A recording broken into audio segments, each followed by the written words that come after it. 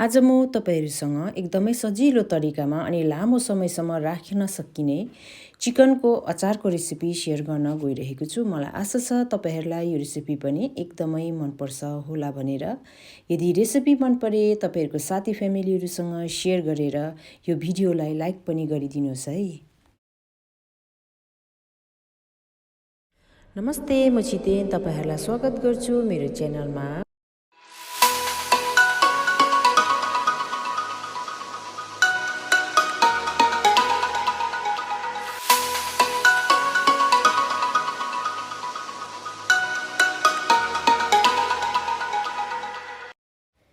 यो चिकनको अचार बनाउनको लागि यहाँनिर मैले 800 ग्राम बोनलेस मासु लिएको छु र यहाँनिर मसिनो गरेर यसरी मैले काटेर रेडी गरेको छु।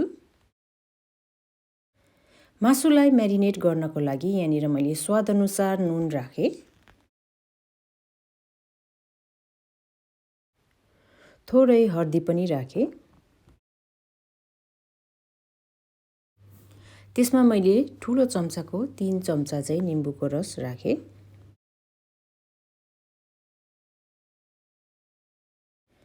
अब यी सबै सामग्रीहरूलाई राम्रोसँगले मिक्स गर्दैछु।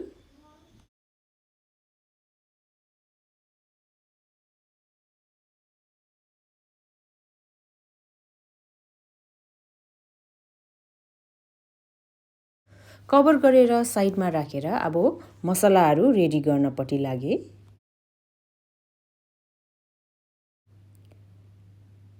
प्यानमा मैले ठुलो चम्चाको 1 चम्चा जिरा राखे।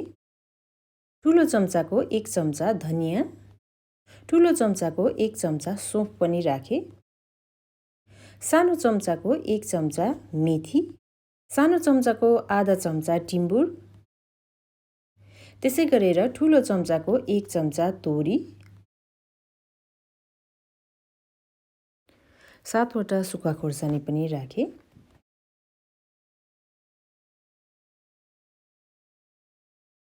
ग्यासलाई अन गरेर रातो हुइन्जेलसम्म भुट्नुपर्छ।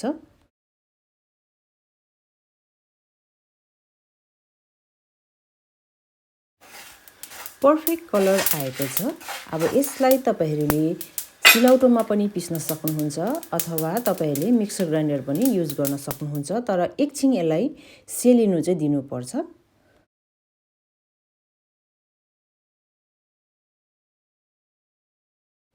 मैले चाहिँ यहाँनिर एकछिन राखेर सेलिएपछि यसलाई पिस्न थाले।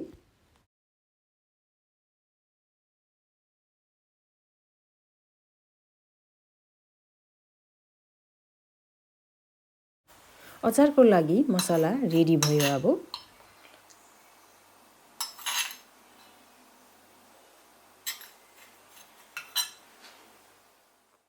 मासु फ्राई गर्नको लागि मैले यहाँनिर मेजरिङ कपको 1 कप तेल राख्दैछु। तपाईहरुले कुनै पनि तेल युज गर्न सक्नुहुनेछ।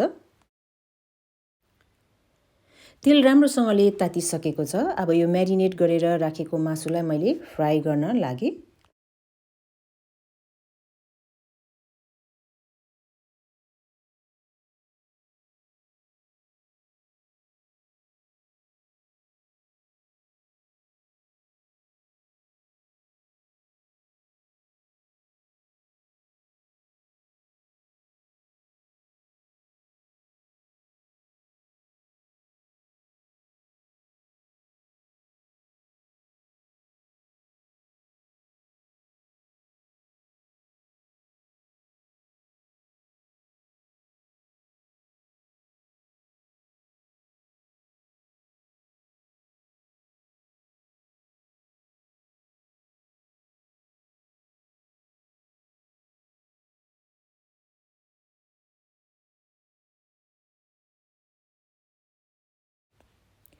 मासुलाई हाई हिटमा फ्राई गरेर यसरी कलर चेन्ज हुइन्जेलसम्म फ्राई गर्ने।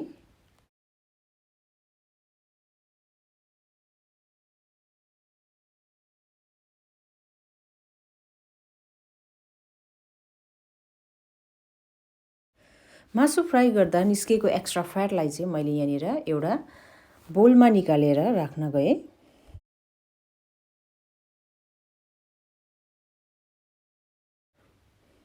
र अब यसमा मैले एउटा ठुलो लसुनलाई चाहिँ यसरी काटेको छु र यसलाई मैले एड गरेँ।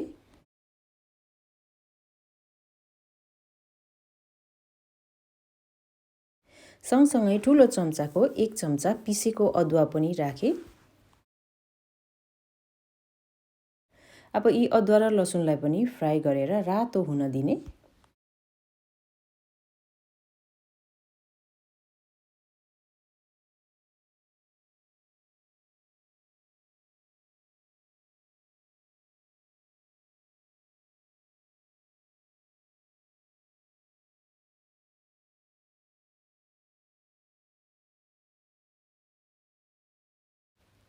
अदुवा लसुन रातो भएपछि रेडी गरेको मसला राख्ने।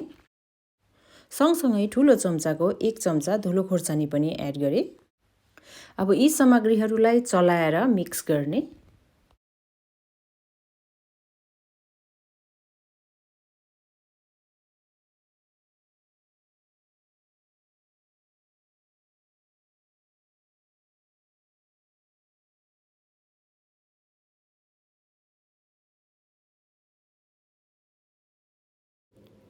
मिक्स भइसकेपछि यसमा ठुलो चम्चाको 1 चम्चा डार्क सोया सस पनि राखेँ मैले। सोया ससलाई पनि चलाएर मिक्स गर्ने।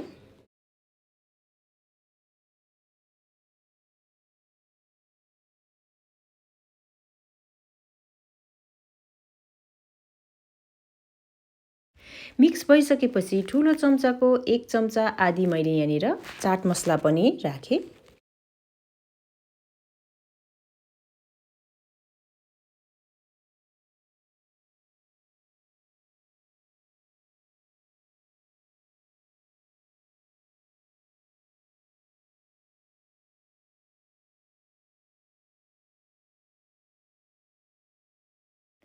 चाट मसलालाई पनि चलाएर मिक्स गरिसकेपछि मैले यहाँनिर ठुलो चम्चाको 3 चम्चा भिनेगर राखेँ। तपाईहरूले यसको सट्टामा निम्बुको रस पनि एड गर्न सक्नुहुनेछ र यति गरिसकेपछि फेरि राम्रोसँगले मिक्स गरेर ग्यासलाई अफ गर्न सक्नुहुनेछ।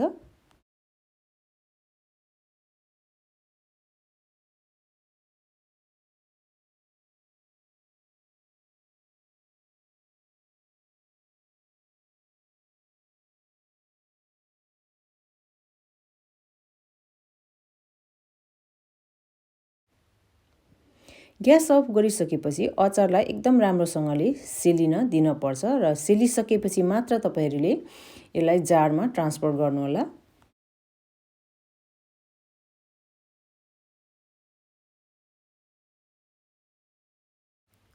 यो अचारलाई स्टोर गर्नको लागि मैले यहाँनिर ग्लासको जार लिएको छु र यो अचारलाई 3 महिनासम्म राखेर तपाईहरूले खान सक्नुहुनेछ। फ्रिजमा पनि राख्न पर्दैन, तर अचारलाई स्टोर गर्दा जहिले पनि ग्लासको जारमा स्टोर गर्नुहोला। र कस्तो लाग्यो आजको मेरो यो रेसिपी कमेन्ट गर्नु चाहिँ नबिर्सिदिनुहोस् है। अनि यदि मेरो च्यानलमा तपाईहरू नयाँ हुनुहुन्छ भने प्लिज च्यानललाई सब्स्क्राइब गरेर तपाईहरूको साथी फ्यामिलीहरूसँग सेयर पनि गरिदिनुहोस्। Thank you, bye bye.